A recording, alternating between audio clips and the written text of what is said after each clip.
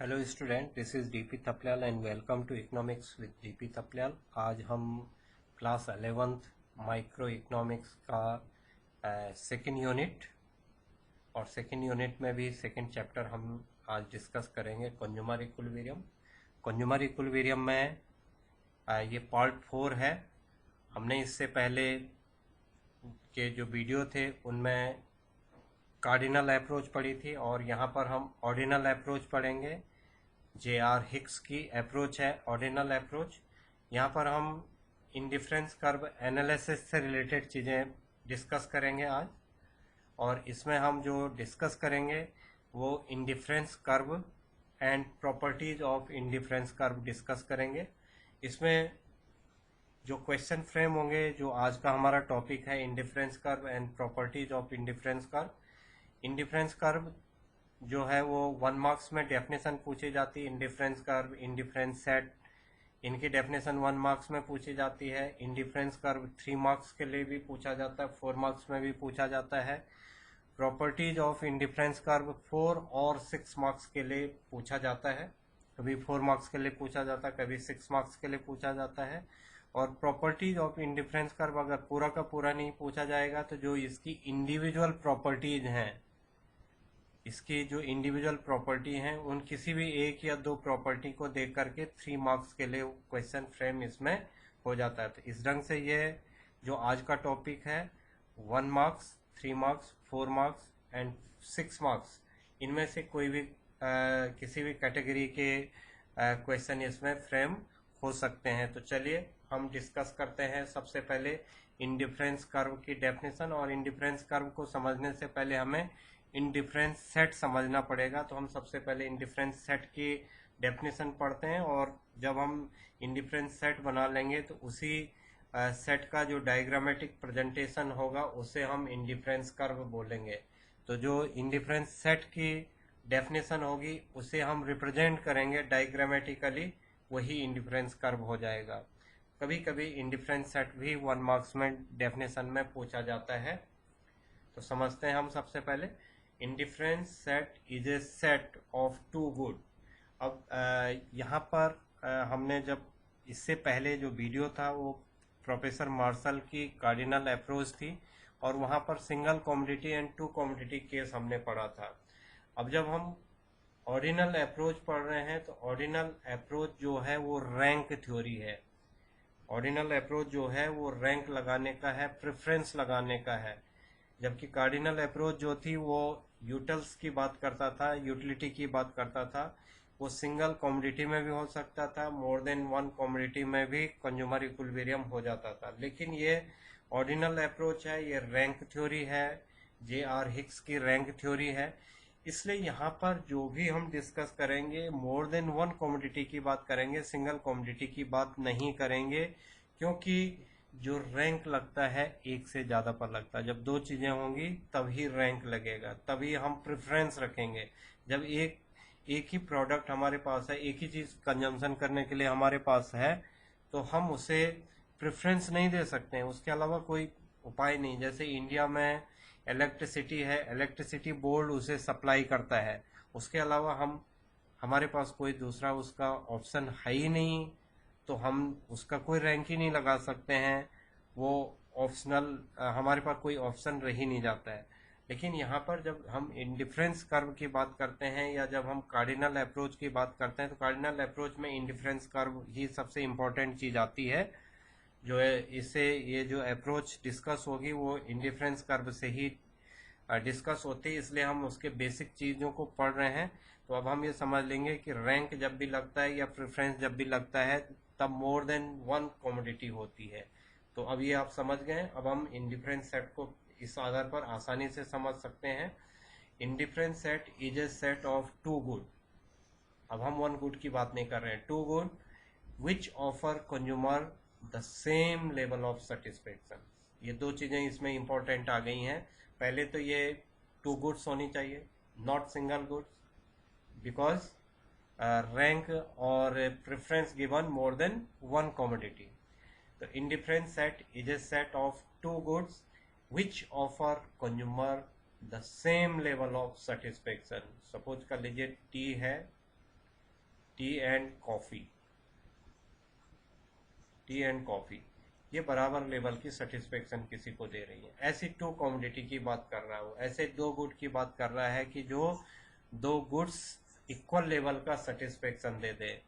मैं सपोज कर लीजिए कोल्ड ड्रिंक है, तो दो कंपनी की कोल्ड ड्रिंक है, मुझे इक्वल लेवल का सेटिस्फेक्शन मिलेगा क्योंकि गर्मी में कोल्ड ड्रिंक से ही मुझे गर्मी से राहत मिलेगी। तो दो कंपनियों के कोल्ड ड्रिंक इक्वल लेवल का सेटिस्फेक्शन देगा, दो कंपनियों की आइसक्रीम इक्वल लेवल के सेटिस्फेक्शन देगी। ऐसी चीज़ों की वो बात कर रहा है। तो which offer the consumer same level of satisfaction देगा। राइस एंड चपाती दोनों मुझे सेम लेवल का सेटिस्फेक्शन दे रही हैं।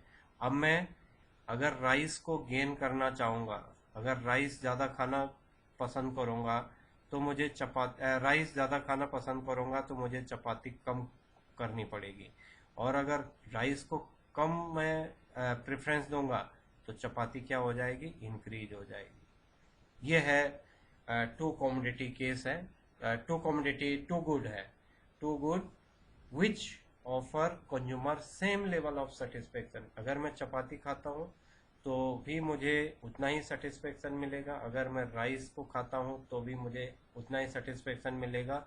लेकिन क्योंकि ये रैंक थ्योरी है तो मुझे राइस एंड चपाती दोनों चीज़ों की बात वो करेगा कि दोनों चीज़ें खानी हैं। अब इसमें से जो मुझे अच्छा लगेगा उसे मैं रैंक 1 दूंगा, प्रेफरेंस दूंगा, और जो कम अच्छा लगेगा जिससे मुझे यूटिलिटी कम मिलेगी, जिससे मुझे सेटिस्फेक्शन कम मिलेगा, यहाँ पर सेटिस्फेक्शन का, जिससे मुझे सेटिस्फेक्शन कम मिलेगा उसे मैं कम प्रेफरेंस दूंगा, और जिससे सेटिस्फेक्शन ज़्यादा मिलेगा उसे ज़्यादा प्रेफरेंस दूंगा। तो indifference set is a set of two goods which offer consumer same level of satisfaction so that consumer is indifference across all combination in the indifferent set। अब कैसे बनेंगे? सपोज कर लीजिए कि मैंने अब ये बंडल बनेंगे। अभी आगे हम जब इंडिफरेंस शेड्यूल पढ़ेंगे तो हमें समझ में आ जाएगा कि ये बंडल बनते हैं, लेकिन हम यहाँ पर यही कह सकते हैं कि indifference all combination of the indifference set, ये हो जाता है। और इंडिफरेंस कर्व यही डेफिनेशन हो जाती है, it is the diagrammatic presentation of an indifference set. जो इंडिफरेंस सेट है उसका डायग्रामेटिक प्रेजेंटेशन करेंगे तो वही क्या हो जाएगा, इंडिफरेंस कर्व कहलाएगा। It is so different combination of two goods, different combination of two goods. मैं 2 स्पून राइस लेता हूँ, 3 चपाती लेता हूँ, एक कॉम्बिनेशन ये हो गया। या मैं 1 स्पून राइस लूँ, 4 चपाती ले लूँ, एक कॉम्बिनेशन ये हो गया। या मैं हाफ टेबल स्पून राइस लूँ और 5 चपाती ले लूँ, एक कॉम्बिनेशन ये हो गया। दूसरे का यही इंडिफरेंस कर्व का कॉम्बिनेशन क्या हो सकता है, वो 3 चपाती ले सकता है, 3 टेबल स्पून राइस ले सकता है, 2 चपाती ले सकता है, 4 टेबल स्पून राइस लेगा, 1 चपाती ले लेगा। तो ये बंडल कहलाते हैं। तो ये यही इसके कॉम्बिनेशन बोल रहा है वो। It is diagrammatic presentation of an indifference set of consumer.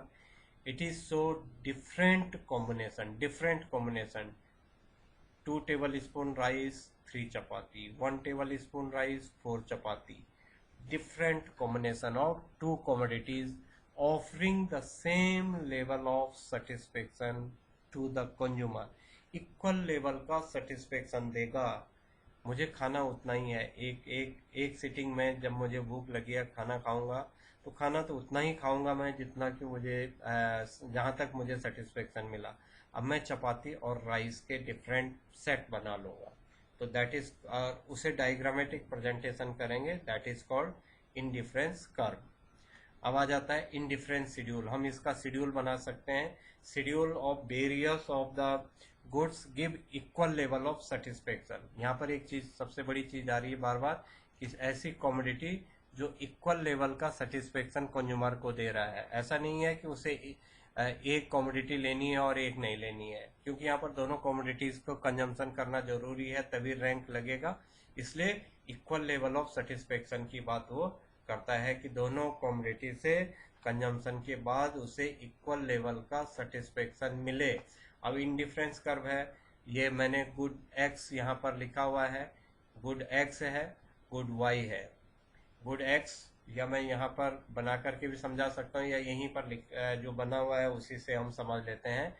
ये बंडल हो गए डिफरेंट, मीन्स पहला बंडल क्या है, एक्स की 1 यूनिट एंड वाई की 12 यूनिट। अब मुझे एक्स गेन करने के लिए, एक्स को बढ़ाने के लिए वाई को कम करना पड़ेगा। अब ये हम कुछ भी लिख लेंगे, लेकिन एक लॉ के तहत लिखना है, एक नियम के तहत लिखना है कि कैसे हम इस शेड्यूल को बनाएं। जरूरी नहीं कि हम यही शेड्यूल बनाएं, हम इस शेड्यूल को चेंज कर सकते हैं, बट इसमें एक लॉ लगा है, एक किसी एक बेस पर ये बनी हुई है टेबल। ये वैसे ही कोई भी नंबर हमारे जो समझ में आए, जैसे हमने मार्जिनल यूटिलिटी में कहा था कि ये डिमिनिशिंग होती है, तो 5 4 3 2 1 हम लिख सकते हैं, या हम 5 2 1 0 कुछ भी लिख लें तो हमारा टेबल सही हो जाता था। यहाँ पर ऐसा नहीं है, यहाँ पर लगा हुआ है diminishing marginal utility. Diminishing marginal utility यहाँ पर भी लगा हुआ है, वहाँ भी डिमिनिशिंग मार्जिनल यूटिलिटी लगा हुआ था, लेकिन यहाँ पर मार्जिनल यूटिलिटी की जगह पर हम इसे मार्जिनल रेट ऑफ सब्स्टिट्यूशन बोलते हैं, जिसे हमने वहां पर DMU बोला था, यहाँ पर DMU ना होकर के मार्जिनल रेट ऑफ सब्स्टिट्यूशन हो जाएगा। सब्स्टिट्यूट करना, एक यूनिट चावल को गेन करने के लिए मुझे कितना चपाती को सैक्रिफाइस करना पड़ेगा, that is called marginal rate of substitution. अलग सा क्वेश्चन भी 3 मार्क्स में पूछा जाता है, मार्जिनल रेट ऑफ सब्स्टिट्यूशन। और हमने क्या कहा कि मार्जिनल रेट ऑफ सब्स्टिट्यूशन क्या है, ये कॉम्बिनेशन है इंडिफरेंस शेड्यूल हम अभी समझ रहे हैं, और अभी हम मार्जिनल रेट ऑफ सब्स्टिट्यूशन जैसे ही डायग्राम हमारे पास आ जाएगा उसके बाद हम अगला जो वो पढ़ेंगे, अभी इसके बाद वाला मार्जिनल रेट ऑफ सब्स्टिट्यूशन, इससे आगे हम डिस्कस करेंगे। पहले हम टेबल पर ही डिस्कस कर रहे हैं। ये टेबल जो बनी हुई है ये डिमिनिशिंग मार्जिनल यूटिलिटी के बेस, डिमिनिशिंग मार्जिनल यूटिलिटी की जगह पर किससे बनी है, marginal rate of substitution. Marginal rate, marginal जो चेंज हो रहा है, रेट जिस रेट से चेंज हो रहा है, सब्स्टिट्यूट किया जा रहा है, तो यहाँ पर सेक्रीफाइस करना पड़ रहा है। Delta Y upon delta X हो रहा है, delta Y upon delta X हो रहा है। एक्स को गेन करने के लिए हमें वाई को सेक्रीफाइस करना पड़ रहा है, और किस रेट से करना पड़ रहा है, हमें जो रेट है वो डिमिनिशिंग है। जैसे यहाँ पर हमने 12 लिख लिया, एक यूनिट एक्स की गेन करनी है, तो 4 यूनिट सपोज कर लीजिए हमने माइनस कर ली वाई की, 4 यूनिट माइनस कर ली। अगले में 3 यूनिट माइनस करेंगे, अगले में 3 यूनिट, तो 8 माइनस 3 5 यूनिट।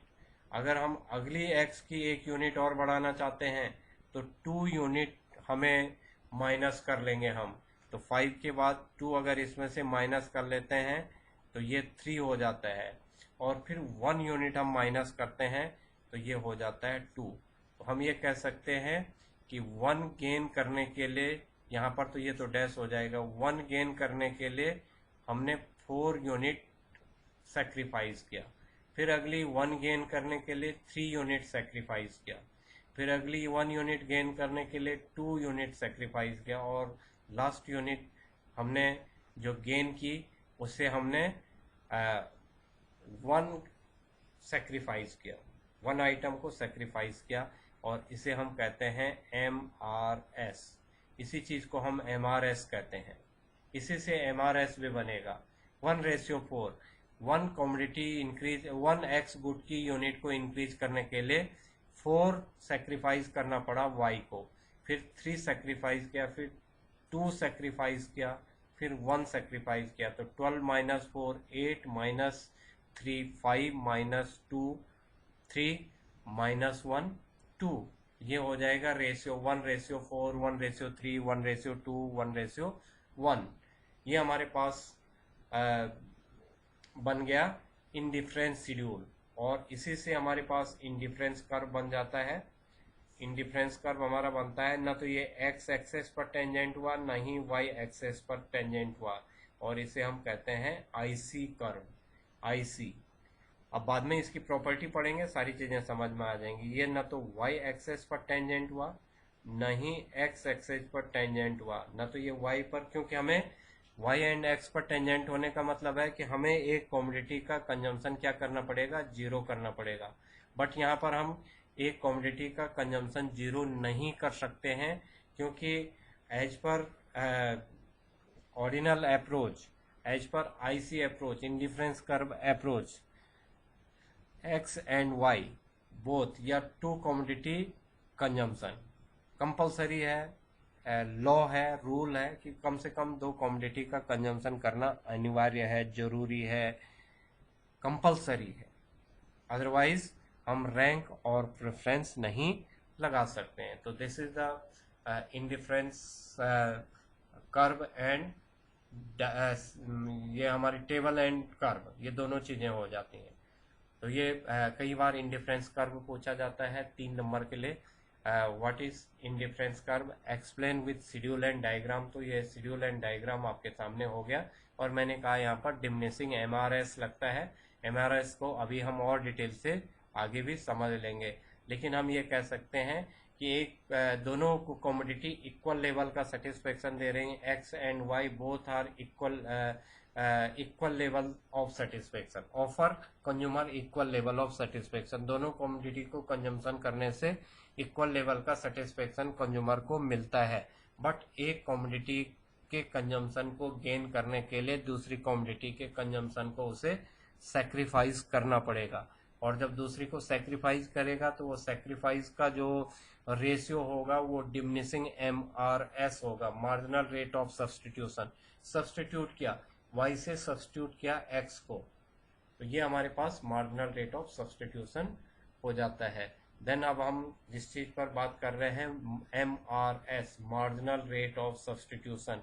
ये अगेन 3 और 4 मार्क्स के लिए कई बार एग्जाम में पूछा गया क्वेश्चन होता है। हर एग्जाम में इसे पूछे जाने की पॉसिबिलिटी बनी रहती है 3 और 4 मार्क्स के लिए, जिसे हम समझ जाते हैं। और 1 मार्क्स में भी कई बार डेफिनेशन पूछी जाती है।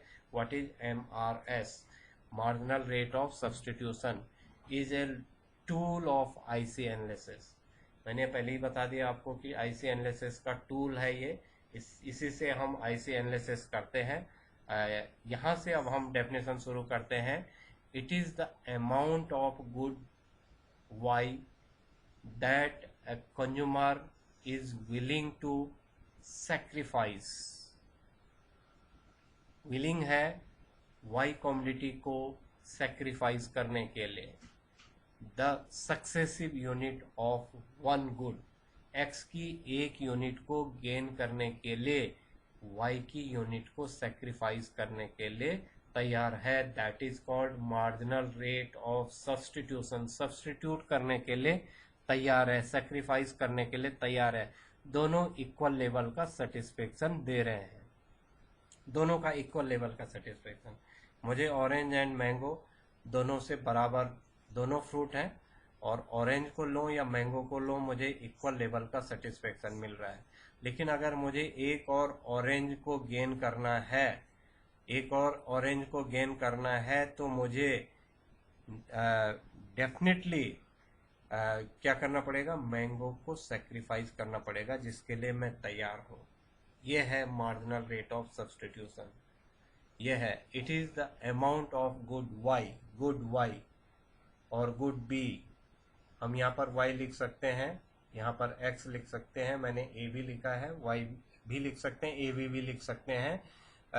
हम ये भी लिख सकते हैं कि it is the amount of good good B that consumer is willing to sacrifice the successive unit of one good, give up for one more unit of x. जिससे हमें एक और यूनिट x मिलने के लिए y की unit को sacrifice करने के लिए तैयार हैं। It is same as slope of IC, ये ठीक उसी तरह से है जैसे IC का स्लोप होता है। It is determined by the consumer himself. It is measure that क्या होगा, MRS equals to delta y upon delta x। y को सेक्रीफाइस करके x को गेन किया जा सकता है। और अब हम 5 बंडल बना लेते हैं। IC का जो हमारा टेबल था उसी टेबल को हम कैरी कर रहे हैं। हमने बंडल बना ले A B C D E। अब बंडल क्या होते हैं, ये बंडल क्या कह रहा है 1 12, बी बंडल क्या कह रहा है 2 8, सी बंडल क्या कह रहा है 3 5।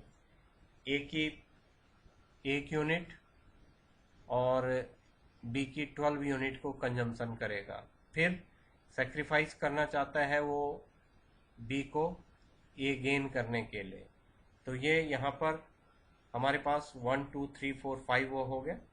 यहाँ पर हमने 12 8 12 माइनस 4 8 माइनस 3 5 माइनस 2 3 माइनस 1 2 ये है।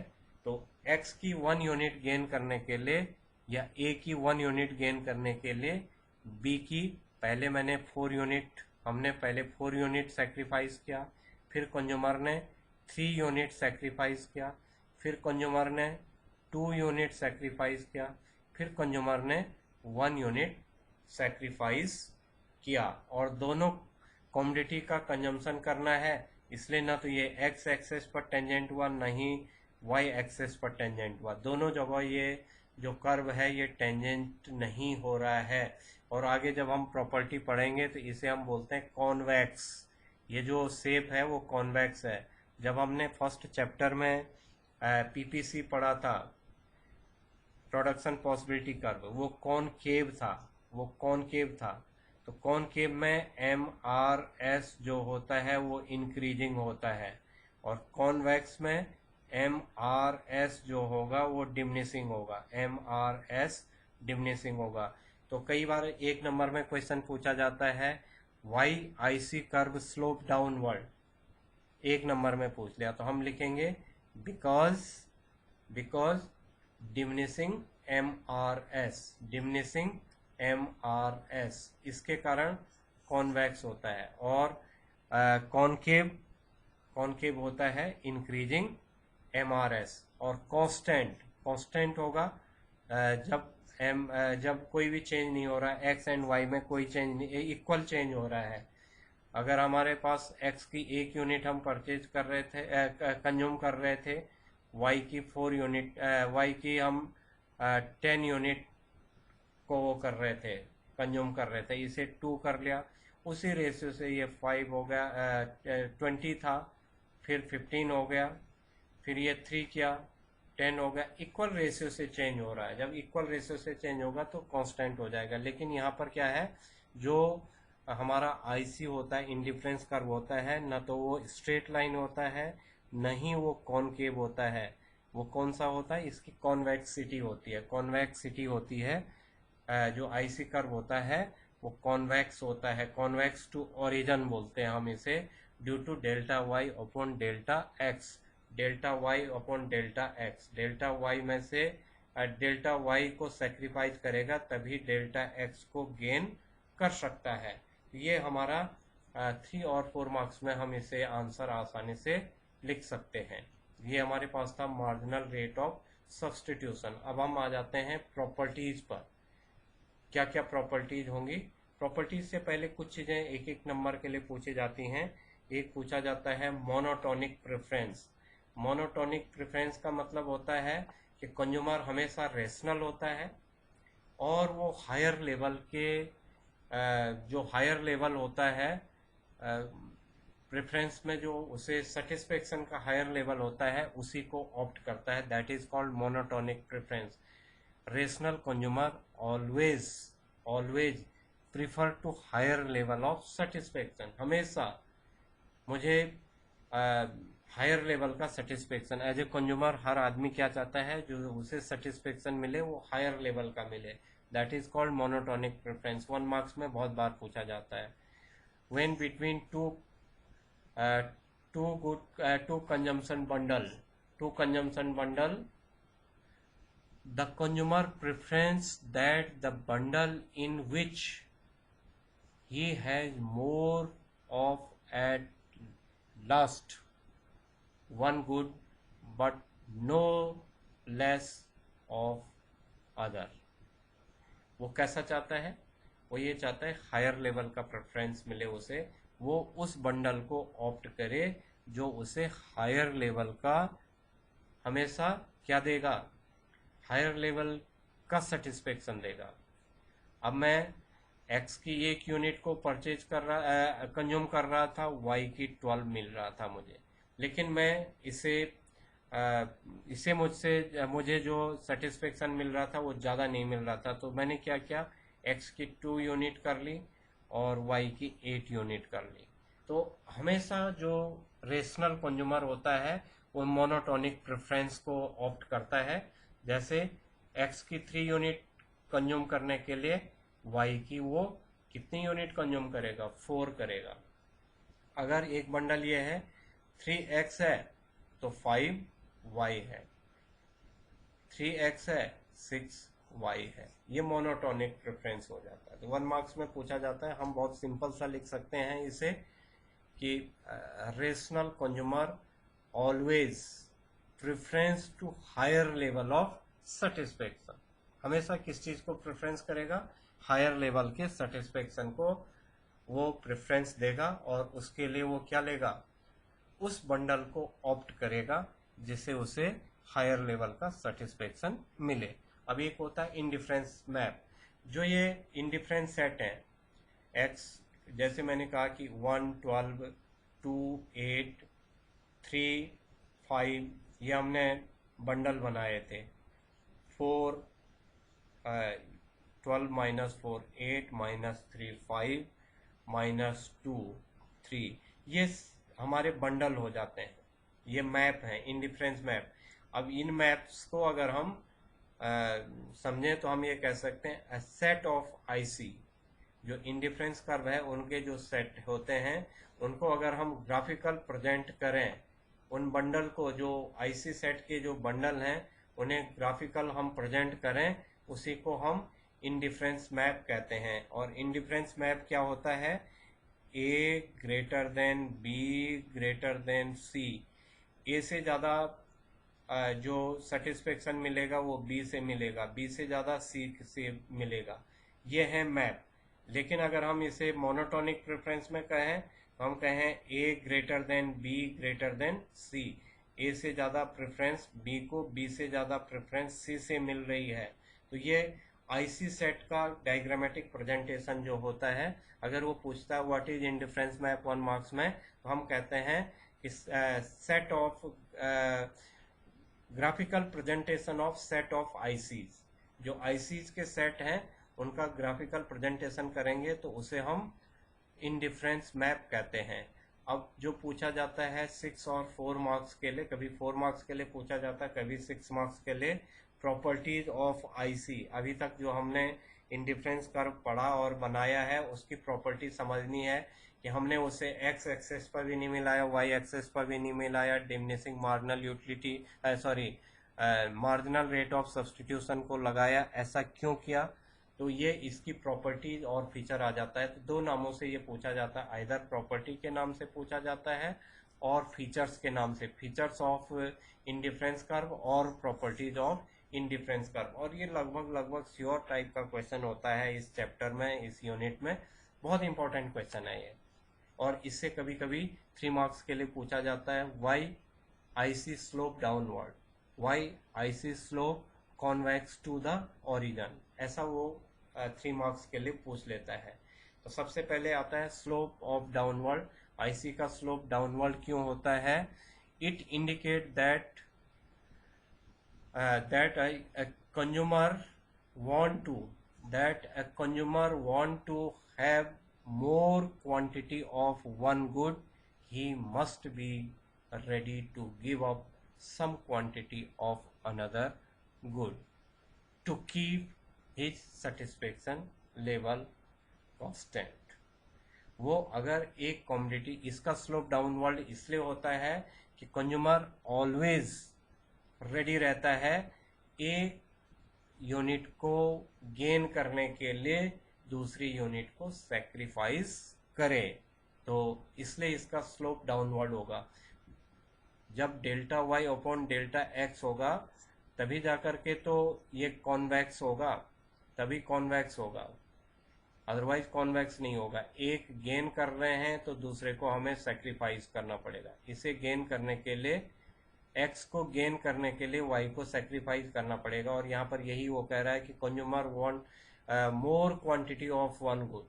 कंज्यूमर अगर चाहता है more quantity of good x तो वो रेडी होता है गुड वाई को सेक्रीफाइस करने के लिए। So that slope of IC downward. तो इतना लिख लेंगे और डायग्राम ड्रॉ कर लेंगे, इसे आईसी लिख लेंगे कि आईसी ऐसा डाउनवर्ड स्लोप होता है। और ये लिख लेंगे कि आईसी का डाउनवर्ड स्लोप क्यों हो रहा है, ड्यू टू डिमिनिशिंग एमआरएस, घटते हुए एमआरएस के कारण हो रहा है। घटता हुआ एमआरएस क्या हो जाएगा, मार्जिनल रेट ऑफ सब्स्टिट्यूशन का घटने का मतलब है कि डिमिनिशिंग रहेगा, वो एक यूनिट को गेन करने के लिए दूसरी यूनिट को सेक्रीफाइस करना पड़ेगा। अब सेकंड है convex to origin. The curve can be straight line when MRS XY constant। ये क्या हो सकता है, स्ट्रेट लाइन हो सकता है जब ये ऐसा हो सकता है जब क्या हो जाएगा, MRS कांस्टेंट रेट से डिक्रीज होगा, कांस्टेंट रेट से। X10 था, X5 था, Y20 था, X10 हुआ, Y15 हो गया, X15 हो गया, Y10 हो गया। That is rate of constant. ये 5 यूनिट हम गेन करने के लिए 5 यूनिट सेक्रीफाइस कर रहे हैं। ऐसा होगा तो कौन, ये जो डायग्राम बनेगा वो बनेगा कांस्टेंट डायग्राम। और अगर कॉनकेव होना होता तो MRS क्या होता, MRS अगर इंक्रीजिंग होगा तो ये कॉनकेव हो जाएगा, कॉनकेव हो जाएगा, कॉनकेव हो जाएगा। अगर जो कॉन्वेक्स एंड कॉनकेव दो चीजें हैं, कॉनकेव तब होगा जब MRS XY, ये सारी चीजें MCQ में पूछा जाता है कि कॉन्वेक्स होता है IC convex because MRS constant, MRS is increasing, MRS XY is diminishing, और none of these और all of these above। लेकिन आंसर सही क्या होगा, MRS XY is diminishing। Convex तभी होगा जब डिमिनिशिंग होगा, अगर इंक्रीजिंग होगा तो कॉनकेव हो जाएगा।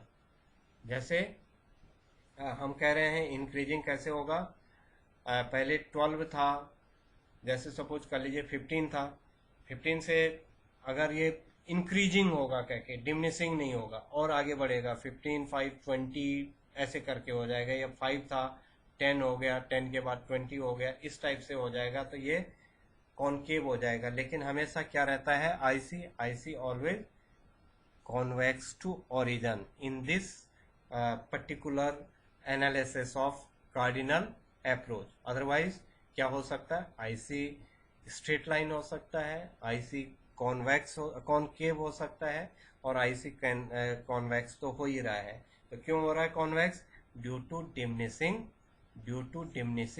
MRS। 3 मार्क्स में पूछ लेता है, इतना लिख लिया 2 नंबर, और ये डायग्राम बना लिया, और इसमें MRS दिखाना पड़ेगा, ये है MRS। मैं यहाँ पर बना करके ही समझा देता हूँ कि MRS डिमिनिशिंग ये हो रहा है, कॉन्वेक्स हो रहा है, कॉन्वेक्स हो रहा है।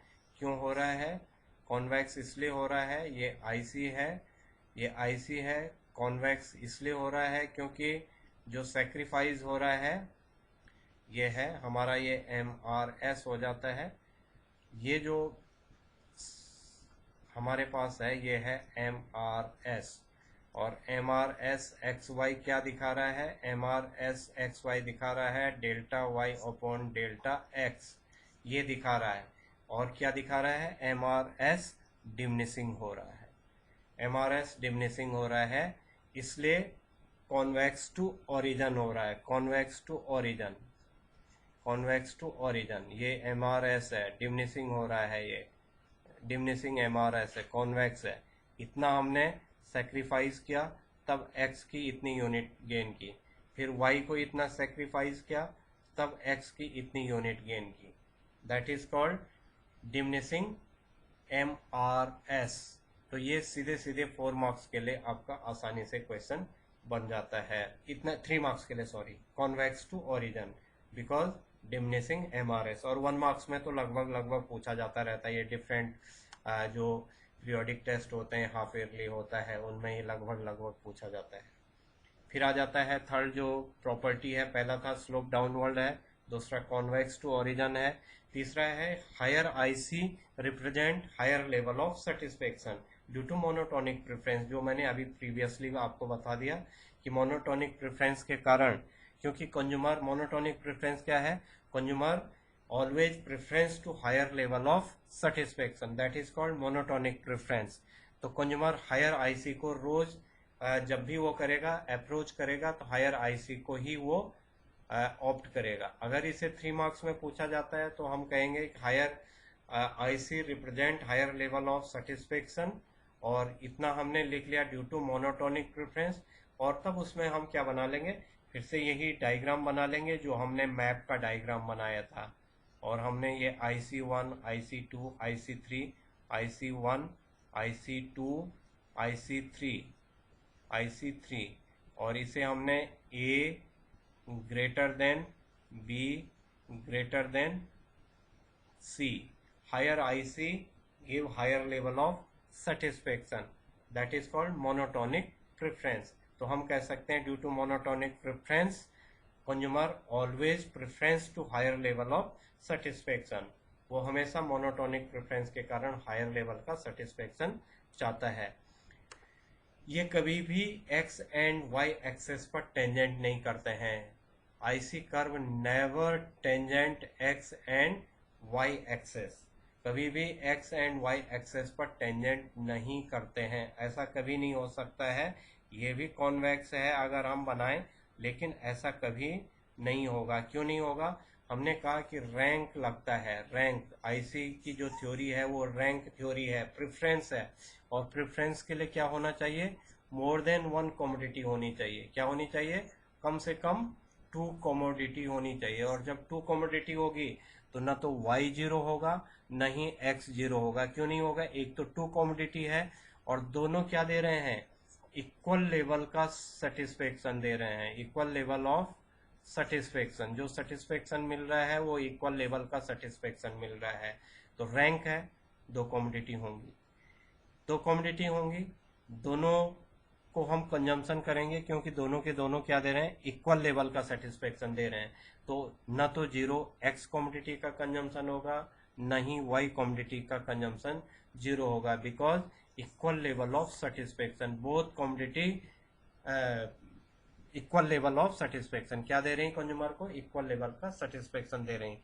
इसलिए कभी भी जो हमारा आईसी कर्व है वो ऐसा नहीं होगा, एक्स एंड वाई एक्सेस को टेंजेंट नहीं करेगा, टेंजेंट करेगा तो ये लॉ फेल हो जाएगा, क्योंकि रैंक मोर देन 1 कमोडिटी में ही लगता है। ये जो हमारा अप्रोच है, ये अप्रोच इसी बेस पर, ये इसका एजम्पशन है कि 2 कमोडिटी होनी जरूरी है और दोनों कमोडिटी इक्वल लेवल का सेटिस्फेक्शन देगा, ये एजम्पशन है इस लॉ का। जैसे ही एजम्पशन से हम हट जाते हैं तो ये लॉ भी फेल हो जाएगा।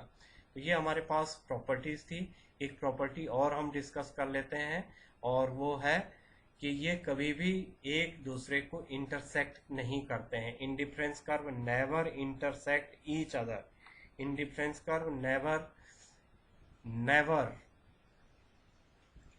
Tangent each other. इंडिफरेंस जो सेट होते हैं वो कभी भी एक दूसरे को टेंजेंट नहीं करेंगे। यहाँ पर बात हो रही है रेशनल कंज्यूमर की, यहाँ पर बात हो रही है रेशनल कंज्यूमर की। हमने कहा था कि कंज्यूमर क्या करता है, मोनोटोनिक प्रेफरेंस लेता है, A greater than B greater than C.